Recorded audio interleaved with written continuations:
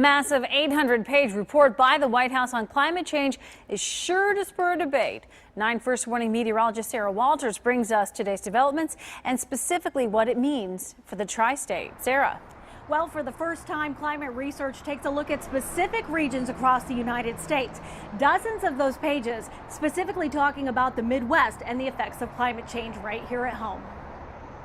The report says the Midwest will see longer growing seasons, but extreme weather such as heat waves, drought, and flash flooding counteracts that positive. This whole business of climate change has been very controversial, and it's nice to be able to look at the data instead of listening to somebody spin the data. Some tri-staters enjoying the sun today say they've noticed a change in Cincinnati's climate. I just wonder why it's so hot in the summers and why it's so cold in the winters. So what's happening to make these changes?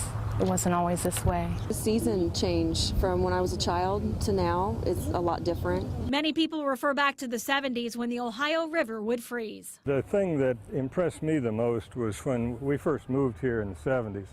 The river would freeze every winter. So we've got a very dramatic evidence of the fact that winters have been warmer for the most part year after year over the last 100 years. Warmer? But what about this winter? It was very cold and snowy. It has to do with the polar vortex. When you have all this extra heat coming into the system, it moves it.